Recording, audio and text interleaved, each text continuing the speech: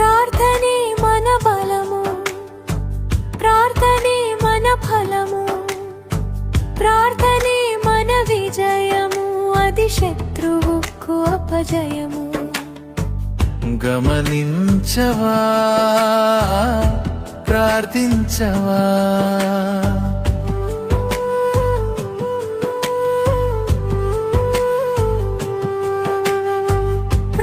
Narendra pastor గారు మరి చాలా సమయాన్ని మనకి ఇస్తూ ఎన్ని పనులు ఉన్నప్పటికీ మన దగ్గరికి వచ్చి దేవుడి మాటలు తెలియజేయాలని వారు ఆశతో వచ్చిన్నారు, ఆహ్వానించాం. కాబట్టి వారు వస్తుండగా చప్పట్లు కొట్టండి. మరి ఆ సమయాన్ని నరేంద్ర పాస్టర్ అప్పగిస్తున్నారు. హల్లెలూయా. ఈ సమయం ఇచ్చిన దైవజనుడికి, దైవజనుడికి, సంఘానికి హృదయపూర్వకమైన వందనాలు. ఒక్కసారి చేతులు ఉన్నవారు మాత్రం చప్పట్లు కొట్టి ప్రభు నామమున మహిమపరచుదాం. దేవుడికి మహిమ, ఘనత, ప్రభావములు కలుగునుగాక. అందరూ బాగున్నారా? బాగున్నారు. నెహెమీయా గ్రంథము ప్రియులరా, ఈ గ్రంథకర్త నెహెమీయా యెజరా. బాగా వినాలి ప్రియులరా, నెహెమీయా యెజరా. నెహెమీయా గ్రంథాన్ని రాసింది ఎవరే అంటే నెహెమీయా యెజరా రాశారు. సుమారుగా ఈ గ్రంథాన్ని క్రీస్తు పూర్వము 424 సంవత్సరంలో ఈ గ్రంథాన్ని రాయటం జరిగింది పిల్లలు. మీకు ఇంత అర్థమయ్యేటట్టు ఎందుకు చెప్తున్నానంటే, ఈరోజు చాలా మంది బైబుల్ మీద పట్టుండట్లేదు, బైబుల్ని ఎక్కువగా చదవట్లేదు, బైబుల్ని అర్థం చేసుకోవట్లేదు, బైబుల్ మీద మనసు ఉంచట్లేదు. బైబిల్ యొక్క గొప్పతనం ఏంటో, బైబిల్ యొక్క ఇలువేంటో, బైబిల్ యొక్క పరిశుద్ధమైన లేఖనాల్ని ఈరోజు చాలా మంది దాని గురించి చదివేవారు తక్కువైపోయారు. ఎందుకు ఈ విషయం చెప్తున్నా అంటే, ఈరోజు ప్రతి చేతిలో బైబిల్ ఉండేది కానీ ఆ బైబిల్ని చదవటానికి ఈరోజు ఎంతమంది సిద్ధంగా ఉన్నారు? అయ్యా నేను ప్రతిరోజు బైబిల్ చదువుతున్నాను అని చెప్పగలుగుతున్నాం మనము? ప్రతిరోజు వాక్యాన్ని నేను చదువుకుంటున్నాను. 66 పుస్తకాల్లో మహాపరిశుద్ధమైన దేవుడి యొక్క లేఖనాలని నేను ప్రతిరోజు చదువుతున్నాను, ప్రతిరోజు ధ్యానం చేస్తున్నాను అని ఈరోజు మనం చెప్పగలుగుతున్నామా? బైబిల్ చదవకపోవటం వల్లే బైబిల్ యొక్క గొప్పతనం తెలుసుకోలేకపోతున్నాం. బైబిల్ తెలియకపోవటం వల్ల ఈరోజు ఎవరు చెప్పినా కానీ చెవులు శాటంత చేసుకుని వింటున్నాం. బైబిల్లో చెప్పింది దైవజనుడు చెప్తుంది పంతునుందా అర్థం చేసుకోవాలి. ఈరోజు ప్రియుల అనేకమైన దైవజనులు చెబుతున్నారు, వాళ్ళు చెప్పే నిజమా అబద్ధమా, వాస్తవా కాదా అని నీకు తెలియాలంటే నీకేం కావాలి? నీకు ఎవిడెన్స్ ఏంటి? నీకు ఎవిడెన్స్ ఏంటండి? బైబిలే కదండి. నువ్వు బంగారు షాపు పోయినాక నువ్వు గోల్డ్ కొన్నాక అది కేడియమ్మా నాన్ కేడియమ్మా, దానికి ఒక ముద్ర ఉండేది, దానికి ఒక స్టాంప్ ఉండేది, అది ఎన్ని గ్రాములు ఎన్ని తులాలు అన్ని జాగ్రత్తగా అడిగి దాన్ని తీసుకుని వస్తావు. దాన్ని తీసుకుని వచ్చాడు, దాని వెనక ఎవిడెన్స్ నీకు తెలుసుకోవాలి. అలాగే నేను దేవుణ్ణి నమ్ముకున్నాను, నేను బాప్తిస్మం పొందాను, నేను కొన్ని సంవత్సరాల నుంచి సంఘ సభ్యుని, కొన్ని సంవత్సరాల నుంచి మందిరానికి వెళ్తున్నాను, మంచిది. మరి ఏమి నేర్చుకున్నావు? ఏమి అర్థమైంది? దేవుడి గురించి ఏమి నేర్చుకున్నావు? దేవుడి గురించి ఏమి అర్థమైంది? నీ చేతిలో ఉన్న 66 పుస్తకాల్లో ఉన్న ఆది కాండం నుండి ప్రకటన గ్రంథం దాకా నువ్వేం చదువుతున్నావు? నాకు ఈ రోజుల్లో ప్రియులను చాలా బాధ కలిగే విషయం ఏంటో తెలుసా ప్రియుల? కొన్ని సంవత్సరాల నుంచి సంఘానికి వచ్చినా, కొన్ని సంవత్సరాల నుంచి చర్చిలోకి వచ్చినా, కొన్ని సంవత్సరాల నుంచి పాటలు పాడినా, కొన్ని సంవత్సరాల నుంచి ప్రార్థన చేసినా, బైబిల్ కడికి వచ్చేకల్లా వాళ్ళ సబ్జెక్ట్ ఏంటో తేలిపోతుంది. బైబిల్ గురించి ఈరోజు నీకు ఆలోచన రావాలి. ఎందుకంటే ప్రియులరా, కడపడి దినములో ఉన్నాం. ఈరోజు సోషల్ మీడియాలో, యూట్యూబ్లో ప్రియులరా అన్ని విధాలుగా ప్రియులరు ఏది నమ్మాలో అర్థం కాని పరిస్థితి ఉంది. ఏది వాస్తవో ఏది అవాస్తవో అర్థం కాని పరిస్థితి ఉంది. నీకు అర్థం కావాలంటే ఎవిడెన్స్ నీ చేతులు 66 పుస్తకాల గ్రంథాన్ని నువ్వు చదవాలి. మరి మనం చదువుతున్నావా? చదవకపోతే ఇక్కడ నేను నిలబడి మాట్లాడుతున్నా, ఏది చెప్తే అది వింటారా? ఏది చెప్తే దానికి తలకాయ ఉంటారా? ఆలోచన చేయండి. దైవ వాక్యం సాక్షాత్తు పరలోకమందున్న కన్న తండ్రి పరిశుద్ధాత్మ ద్వారాగా 40 మంది భక్తులు ప్రవక్తల ద్వారాగా రాయబడినటువంటి గ్రంథం అండి. ఈరోజు మీకు ఎందుకు ఇంతగా వివరిస్తున్నానంటే, ఈరోజు ప్రియులరా చాలా మంది విశ్వాసులు ప్రియులరా, చాలా మంది ప్రియులరా ఎలా ఉన్నారంటే, ఈరోజు సోషల్ మీడియాలో యూట్యూబ్ లో కొంతమంది దైవజనం చెప్తే దాన్ని కూడా నమ్మి ప్రియులరా వాళ్ళ జీవితాలని, వారి యొక్క పరిశుద్ధతను, ప్రార్థన జీవితాన్ని దిగజార్చుకుంటున్నారు. అందుకనే ఎవరిని నమ్మదు. అది సేవకుడైనా, సేవకురాలైనా, సంఘమైనా, సంఘ పెద్దైనా బైబిల్లో ఉన్నది ఉన్నట్టుగా చెప్పేవారిని నమ్మాలి. బైబిల్లో ఉన్నది చెప్పేది కరెక్ట్ ఉందా లేదా అని నీకు అర్థం కావాలంటే నువ్వేం చేయాలని బైబిల్ చదవాలి. అంతేకండి, బైబిల్ చదవాలా లేదా చూద్దాం ప్రియులరా.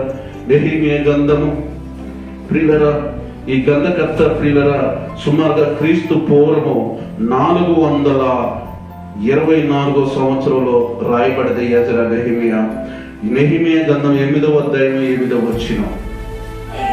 ఇటువలనే వారు దేవుడు గ్రంథాన్ని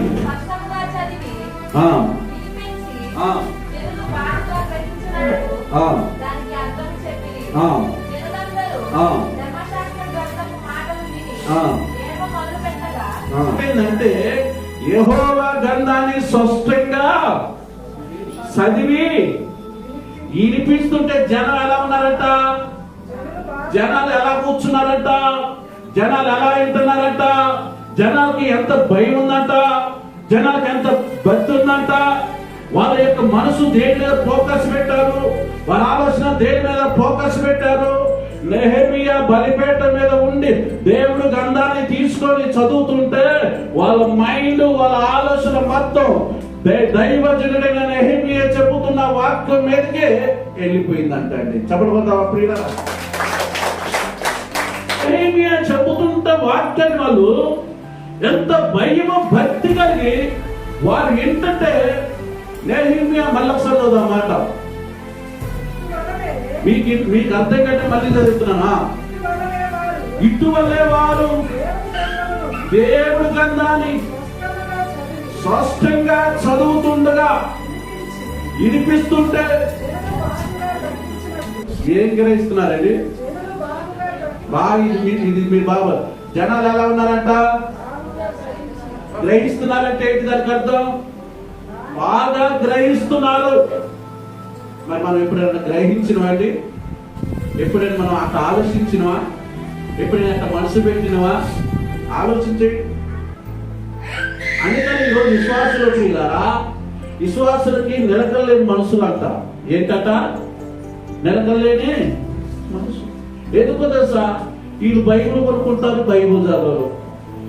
బైబిల్ ఉన్నదన్నట్టు దైవజనుడు వాక్యం చేస్తే వాళ్ళని నమ్మరు, అక్కడికి రారు. ఈ జిమ్ముకులు, మ్యాజికులు, పెట్టకథలు, సొల్లు కథలు చెప్తారా? వీళ్ళ కాడికి మాత్రం చెప్పులని పీతా కుర్కులు పెడతారు.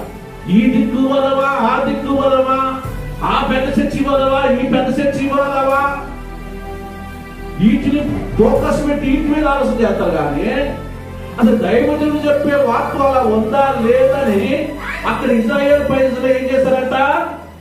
బాగా గ్రహించారన్నమాట. మనం గ్రహిస్తున్నావా? ఒకసారి ఆలోచన, మనం గ్రహిస్తున్నావా? మనం ఆలోచన చేస్తున్నావా? గ్రహించి ఏం చేస్తున్నారా? నెహెమీయా ప్రార్థన చేసిందా? చేయలేదు. నెహెమీయా ఏమైనా ఆరాధన చేసిందా? చేయలేదు. నెహెమీయా అక్కడ ఏమైనా పెట్టకథలు చెప్పిందా? చెప్పలేదు. నెహెమీయా అక్కడ జోకులు చేసిందా? చేయలేదు.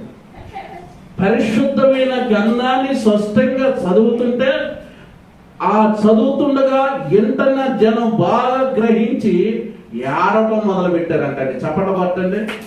దేనికోసం ఏడుస్తున్నారు వాళ్ళు? నేను స్పష్టంగా చెప్పాను, ఈ లోకంలో రకరకాల వాటికి ఏడుస్తారు. కానీ మరి వీళ్ళేంటి? దేవుడు వాక్యం చెప్తుంటేనే ఏడవటం మొదలు పెట్టారు. దేవుడు వాక్యం చెప్తుంటేనే దుఃఖం వాళ్ళకి వస్తుంది. దేవుడు వాక్యం చెప్తుంటేనే వాళ్ళు ఏడుపు ప్రారంభించారు. మనం ఎప్పుడైనా ఏడ్చామా అండి? నాకు ఏడిపే రాదు. ప్రార్థన చేసినా ఏడుపు రాదు, ఆరాధన చేసినా ఏడుపు రాదు, వాక్యం చెప్పినా ఏడుపు రాదు. మనకి ఎప్పుడు ఏడుపు వచ్చింది చెప్పండి? మనకి ఎప్పుడు ఏడుపు వచ్చింది? బాగా కష్టాల్లో పోయినప్పుడు, అంతేనండి. మరి ఈ చర్చిలోకి వచ్చిన వాళ్ళు వీళ్ళు ఎందుకు ఏడుతున్నారు? వాళ్ళ గురించి, వాళ్ళ కుటుంబ సమస్య గురించి ఆడలేదా? బైబిల్ని బాగా మీరు అర్థం చేసుకోవాలి. అక్కడ నెహెమ్యా చెప్పిన వాక్యాన్ని విని ఏడటం మొదలు పెట్టారు. ఈరోజు ఎంతమంది ఆ దేవుడు మందిరంలో తగ్గించుకునే స్వభావం ఉంది? ఎంతమంది ఆ విధేయత కలిగి ఉన్నారు? ఒక్కసారి మీరు ఆలోచన చేశారా? వాళ్ళు ఎందుకు ఏడుస్తున్నారంటే దైవ గ్రంథంలో ఇశ్రాయేలు ప్రజల పక్షాన దేవుడు ఎంత పోరాడాడో, ఎన్ని అద్భుతాలు చేశాడో, ఎన్ని కార్యాలు చేశాడో ఆ యొక్క గ్రంథాల గురించి నెహెమ్యా వివరిస్తుంటే వాళ్ళంతా వినండి ఆశ్చర్యపోయి ఏడటం మొదలు పెట్టారంట. దేవుడు ఇన్ని అద్భుతాలు చేశాడా, దేవుడు ఇన్ని కార్యాలు చేశాడా అని వాళ్ళు ఏడటం మొదలు పెట్టారు. కానీ మనం దేవుడు ఎన్ని అద్భుతాలు మన జీవితంలో చేస్తాం, ఎన్ని కార్యాలు మన కుటుంబంలో చేస్తాం, ఏ రోజైనా మనం గ్రహిస్తున్నామా? మీకు అర్థం కాదు. వాక్యం చెప్పిన కీర్తన 11వ అధ్యాయం యెహోవా తన పరిశుద్ధాలయంలో, మరి ఆయన సింహాసనం దిగొచ్చి ఆయన ఆలయంలో ఆయనకు వచ్చి కూర్చున్నాడంటే మరి మనం ఎంత జీవించట్లేదు. దేవుడే తన మందిరం పరిశుద్ధాలయంలో యెహోవా ఉన్నాడంటే ఆ యెహోవాను మహిమపరచడానికి, యెహోవాను కనపరచడానికి నువ్వెంత భక్తి పరురాలుగా ఉండాలి, నువ్వెంత భక్తుడిగా ఉండాలి, ఎంతగా నువ్వు ఆ భక్తి విధానంలో కలిగి ఉండాలి. ఒకసారి ఆలోచన. ఈరోజు ఉందంటారా? ఈరోజు ఉన్నారంటారా? దేవుడు ఒక స్థలాన్ని ఏర్పాటు చేసినప్పుడు, దేవుడు ఒక మందిరాన్ని ఏర్పాటు చేసినప్పుడు ఆ మందిరంలో ఎవరు ఉంటారంటే దేవుడు ఉంటాడు. సపటబద్ధ ప్రియులారా, ఆ మందిరంలోకి వస్తున్నా నువ్వు ఎంత జాగ్రత్తగా కలిగి ఉండాలి, ఎంత జాగ్రత్తగా కూర్చోవాలి, ఎంత జాగ్రత్తగా ఆలోచించాలి. ఎందుకంటే దేవుడు చూస్తున్నాడు. ఎవరు చూస్తున్నారంట? దేవుడు చూస్తున్నాడు. ఇంకొక మాట చెప్తాను ప్రియులారా, అక్కడే మంచి అద్భుతమైన మాట ఉంటుంది. మీకు ఈ మందిరం గురించి చెప్పాలంటే చాలా ఉండేలే, కానీ ఇక్కడ మందిరంలో యెహోవా ఉన్నాడు. మరి ఇప్పుడు నెహెమ్యా ఎక్కడున్నాడు? దేవుడు మందిరంలో ఉన్నారు. ఇశ్రాయేలు ప్రజలు ఎక్కడున్నారు? దేవుడు మందిరంలో ఉన్నారు. ఇప్పుడు నెహెమ్యా చెప్తుంటే జనులు ఎలా ఉన్నారు? ఏడవుతున్నారు. దేని కోసం ఏడుతున్నారు? ఈ గ్రంథంలో ఉన్న వాక్యాన్ని వాళ్ళకి వివరిస్తుంటే, ఆ జరిగిన చరిత్ర వాళ్ళకి అర్థమయ్యేటట్టు చెప్తుంటే, వాళ్ళకి స్పష్టంగా చెప్తుంటే జనులంతా బాగా గ్రహించి ఏడటం మొదలు పెట్టారు. అంటే బైబిల్ ఎంత గొప్పదో ఒకసారి ఆలోచించండి. ఈ మధ్యకాలంలో ప్రియులారా, ఒక వ్యక్తి బైబిల్ కొనుక్కున్నారు. మనం బైబిల్ కొనుక్కుంటే ఎంత అయిందండి? మనం బైబిల్ కొనుక్కుంటే ఎంత అయింది? మీ చేతిలో ఉన్న బైబిల్ 500, 300, నా చేతిలో ఉంది 600, మీ చేతిలో ఉన్నాయి ఈ 100 ఏళ్ళలో ఉన్నాయి. కానీ మొన్న ఒక ఆయన కొన్నాడు బైబిల్, ఒకే బైబిల్ కొన్నాడు. ఆ బైబిల్ వచ్చి మీ చేతిలో ఉన్న బైబిల్, నా చేతిలో ఉన్న బైబిలే, మళ్ళీ అదేదో గ్రంథం కాదు. ఆ బైబిల్ కాస్ట్ వచ్చి 300 కోట్లు అంట. చప్పట్లు కొడదామా ప్రియులారా? కోడెక్స్ సాసున్ అనే హిబ్రూ బైబిల్ ప్రపంచంలోని అతి పురాతనమైన బైబిళ్లలో ఒకటి. 1100 ఏళ్ల నాటి ఈ బైబిల్ను అమెరికాలోని న్యూయార్కులో అమ్మకానికి పెడితే 300 కోట్ల రూపాయలకు పైగా ధర పలికింది.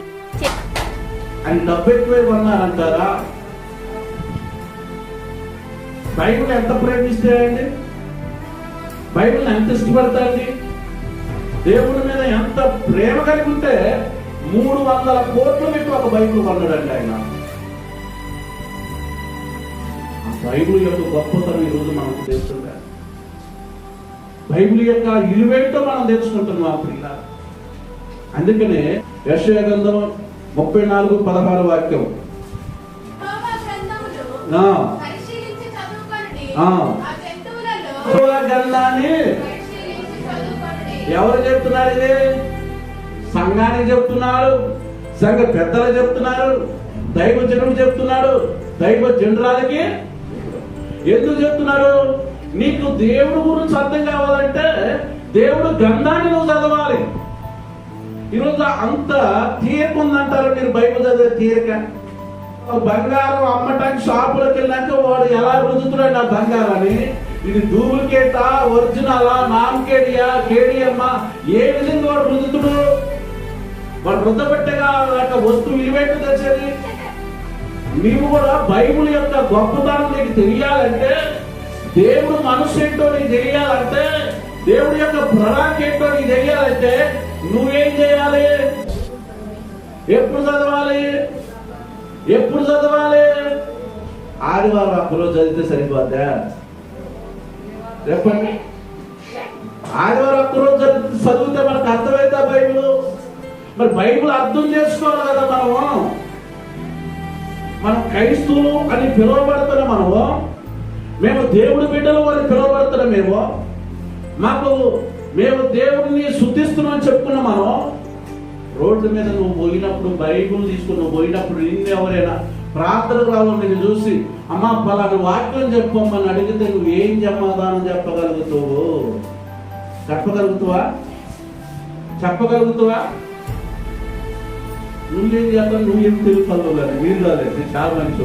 మా అయ్యగారికి రాని అంటారు, అయ్యగారు కానీ చేసుకొస్తా, కానీ మీరు మాత్రం పొరపాటున చెప్పరు.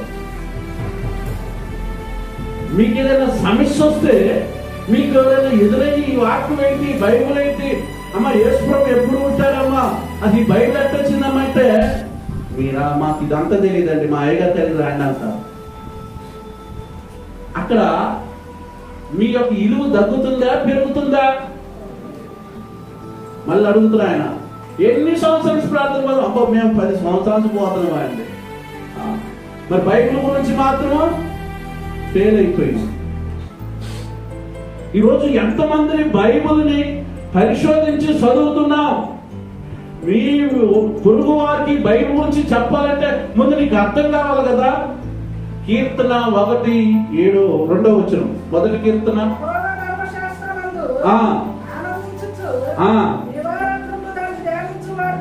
చెప్పండి కదా ప్రియులారా. అంటే దేవుడు గ్రంథాన్ని చదవటానికి కూడా ఆనందపడాలి. కొన్ని గ్రంథాలు ఉన్నాయి, అనేకమైన పుస్తకాలు ఉన్నాయి, అనేకమైన దేవతలు, దేవుళ్ళు అనబడిన వారు ఉన్నారు. మనం ఎవరిని విమర్శించడం కాదు, కానీ ఎవరిని కించపరచడం కాదు, కానీ నువ్వు నమ్ముకున్న గ్రంథాన్ని, నువ్వు నమ్ముకున్న దేవుణ్ణి ఎంతవరకు నీకు అర్థమైంది, ఎంతవరకు నీవు తెలుసుకున్నావు? అవునా కదా? తెలుసుకోవాలా లేదా? ఇక్కడ ఏముంది? యెహోవా ధర్మశాస్త్రము దేవారాత్రులు మనం ధ్యానం చేస్తున్నాం. బైబిల్ చదవాలంటే ఆనందంగా ఉండాలి, పాట పాడాలని ఆనందంగా ఉండాలి, ప్రార్థన చేయాలని ఆనందంగా ఉండాలి, మందిరానికి రావాలని ఆనందంగా ఉండాలి, పాట పాడాలన్నా, ప్రార్థన చేయాలన్నా, వాక్యాన్ని నువ్వు వినాలన్నా నువ్వు ఎంత హుషారుగా ఉండాలి. ఈ హుషారు మొత్తం ఇంటి మీద పెడతావు, హుషారు మొత్తం పడి మీద పెడతావు. దేవుడు మందిరానికి వస్తే మాత్రం కూడి రాగు వచ్చిన దానాలు కూర్చొని ఇక్కడ చూస్తాం. దేవుడు ప్రియులారా, అక్కడ ప్రారంభ సంఘంలో అంత టెక్నాలజీ లేకపోయినా, అంత డెవలప్మెంట్ లేకపోయినా వాళ్ళు ఆసక్తితో కలిగి ఉన్నారు. సంఘం అంటే మామూలు సంఘం కాదండి, ప్రారంభ సంఘం. ఈరోజు ప్రియుల చాలా మంది అంటారు కదా, అయ్యగారు ప్రార్థన చేస్తే అద్భుతాలు జరుగుతాయి, అమ్మగారు ప్రార్థన చేస్తే అద్భుతాలు జరుగుతాయి, సంఘ పెద్ద చేస్తే ప్రార్థన అద్భుతాలు జరుగుతారు. కానీ సంఘం ప్రార్థన చేసిన కానీ అద్భుతాలు ఇది మనకు తెలియట్లా. అపోస్తల కార్యం 12:5 అపోస్తల కార్యం 12:5 ప్రియులారా, అక్కడ మనకి స్పష్టంగా తెలియపరచబడుతుంది. ఈరోజు చాలా మంది అనుకుంటారు సంగతులకు, నాకు ప్రార్థన రాదు కండి, నాకు వాక్యం చెప్పడం రాదు కండి, నేను బైబిల్ చదవడం రాదు కండి, నాకు చదువు లేదుగా, జ్ఞానం లేదుగా అని అనుకోమాకండి. అర్థం చేసుకుంటున్నావా? అర్థం చేసుకోవట్లేదు. అపోస్తుల కార్యం 17వ అధ్యాయం 11వ వచనం. అక్కడ దశలోనిక సంఘం కనపడింది ప్రియులారా. మీరు తెస్సలోనికలో ఉన్న ఆ. వారికంటే ఆ. ముందయున్నది. ఆ. కనుక ఆ. శక్తితో వాక్యమును అంగీకరించి ఆ. పౌలు సీలలు చెప్పిన సంగతులు ఆ. ఎలాగున్నవో అలా ఉన్నయో లేవో అని ప్రతి దినమో దేవుడు పరిశోధించుచూ వచ్చి ఏంటంటే అండి, పౌలు గారు సేవయ దేవుడు మాటలు చెబుతుంటాడట, వాళ్ళ మాటలకే డౌట్ వచ్చిందంట అక్కడ ఉన్న సంఘానికి. మరి ఇప్పుడున్న పెద్ద అయ్యగారు మైక్ పట్టుకొని చెప్తుంటే మీకు ఏం రావాలి? ఏం రావాలండి? డౌట్లు వస్తున్నాయా? డౌట్ పడుతున్నారా? అవునా కదా? ఆ రోజుల్లోనే సంఘానికి డౌట్ వచ్చిందంట. పౌలు గారు నేడబడితేనే బాగుపడ్డోళ్ళు, పౌలు గారి యొక్క ప్రార్థన చేస్తేనే అద్భుతాలు జరిగి, వారు చెప్పిన దేవుడు వాక్యాలు విన్న వారికే డౌట్ వచ్చింది. డౌట్ వచ్చి ఏం చేశారంట, వీళ్ళు చెప్పే మాటలు అలా ఉండేవలేమని ప్రతి దినము లేఖనాలని అంటే పరిశుద్ధ గ్రంథాన్ని ఏం చేశారంటే వాళ్ళు ఎందుకు చెప్తారంటే, మనకు ఆసక్తి ఉండాలి, పట్టుదల ఉండాలి, ఒక ఇంట్రెస్ట్ ఉండాలి. నాకు ఆ పట్టుదల ఉంది, ఇంట్రెస్ట్ ఉంది కాబట్టి ఈ వాక్యాన్ని చెప్పడానికి మీ ముందు నిలబడి చెప్తున్నాను. మనం అనుకుంటున్నా నాకు చదువు రాదు కదా, నేను బయట చదువుతాను, నాకు చదువు లేదు కదా, పాట ఎత్తబడతా, చదువు లేదు కదా, ప్రార్థన చేస్తా అని మనం ఈ వంకలో పెట్టుకోవద్దు. ఈ ఆలోచన మన మైండ్ లోకి రావద్దు. పట్టుదల ఉండాలి. నేను వాక్యాన్ని చదవాలి, నేను పాట పాడాలి, నేను ప్రార్థన చేయాలి, నాకు ఈ నేర్పు ప్రభువా, ఈ నేర్చుకుంటా ప్రభువా అని మనకు ఆసక్తి ఉంటే, ఆశపడ్డ ప్రాణాన్ని దేవుడు ఏం చేస్తానంటారు? మనకు ఉందంటారు ఆశ. ఆశ ఉందా? దశలోనికలో ఉన్న సంఘము పౌలు శీల చెప్పిన మాటలు అలా ఉన్నాయో లేవోనే ప్రతి దినం లేఖనాలు పరిశోధన చేస్తున్నారు. మనం ప్రియులారా ఎక్కడ పడితే అక్కడ పోవటం కాదు, ఎక్కడ పడితే అక్కడ ఇంటం కాదు, ఎవరు చెప్పిన మాటలు చెవులు శాటం చేసుకుని ఇంటం కాదు. కానీ అలా ఉన్నాయా లేవు అని ఏం చేయాలి? ఆ చిన్న పాస్టరా, పెద్ద పాస్టరా, సైకిల్ మీద వచ్చే పాస్టరా, బైక్ మీద వచ్చే పాస్టరా, కార్లో వచ్చే పాస్టరా కాదు. చిన్న సంఘమా, పెద్ద సంఘమా, పెద్ద మందిరా, చిన్న మందిరా అది కాదు. అది నిలబడి వాక్యం చెప్తున్న పాస్టర్ కాదు. అలా వాక్యానికి అనుకూలంగా ఉందా లేదా ఎవిడెన్స్ మనకు కావాలి. లేఖనాలని మనం పరిశోధించాలి. ఎందుకంటే ప్రియులారా, ఈ రోజు ప్రియులారా మోసాలు జరుగుతున్నాయి, ఎక్కువగా మోసపు మాటలు ఎక్కువగా జరుగుతున్నాయి ప్రియులారా. అందుకని మనం మోసపోకూడదని మీరు మెరుపు కలిగి కీర్తన 119 వ్యసనము వలన 28వ వచనం. వ్యసనము వలన ఆ. నా ప్రాణము నీరైపోయెను. ఆ. నీ వాక్యము చేత ఆ. నన్ను స్థిరపరచుము. చూడండి, వాక్యం చేత మనం ఎలా ఉండాలంట? ఇప్పుడు వాక్యం ద్వారా మనం ఎలా ఉండాలి? స్థిరపరచబడాలి. సత్య మార్గమును నేను కోరుకొని ఉన్నాను. ఆ. నీ న్యాయ విధులను నేను నా ఎడలకు పెట్టుకొని ఉన్నాను. ఆ. యెహోవా, నేను నీ శాసనములను పట్టుకొని ఉన్నాను. నన్ను సిగ్గుపడనీయకు. బైబిల్ని అద్దుకుందంట. బైబిల్ని మనం ఏం చేస్తామంటే చేసుకుని మూల పెట్టుకుని నా పాత్రపడి మూలను పే చేయాలి. మళ్ళీ ఏదో జ్వరం వచ్చింది అనుకోండి, కడుపు నొప్పి వచ్చింది అనుకోండి, బైబిల్ బట్టి మన తలాపుడు కావాలి. ఇక రైతులు పేడకాలు వస్తున్నాయి అంటే ప్రార్థన ఉన్నంత నసం మీద కానొచ్చిందండి. ఆ రోజు బైబిల్ 2 బైబిల్ పెట్టుకుంది, 2 ఇప్పుడు అంటే బైబిల్ అండి. దీనికోసం ప్రాణాలు పెట్టారు, దీనికోసం అర్థసాక్షులయ్యారు, దీనికోసం త్యాగం చేశారు. అసలు ఇది మన చేతి రావడం ఎంత అదృష్టవంతులము, ఎంత ధన్యులు. మనం చప్పట్లు కొట్టుంటాం సార్. ఇంత మహాపరిశుద్ధ గ్రంథాన్ని ఈరోజు ఎంత సింపుల్ గా చూస్తున్నాం మనం. కొంతమంది అంటే కాలం మీద పెడతారండి బైబిల్ని. ఇక్కడ వాళ్ళు అద్దుకున్నారు, ఇది ఈ వాక్యమే నాకు మంచి మార్గంలో నడిపిస్తుందని. అదే 50వ వచనంలో నీ వాక్యమే నన్ను బతికించేది, నా బాధల్లో ఎంతో నాకు ఆ వాక్యం మనం బతికిస్తుంది, మన బాధల్లో కూడా నెమ్మదిస్తుంది. ఆ వాక్యాన్ని మీరు చదవలేకపోతున్నారు, ఆ వాక్యాన్ని అర్థం చేసుకోలేకపోతున్నారు, ఆ వాక్యాన్ని పరిశోధించలేకపోతున్నారు, ఆ వాక్యం మీద మీ మనసు చెప్పలేకపోతున్నారు.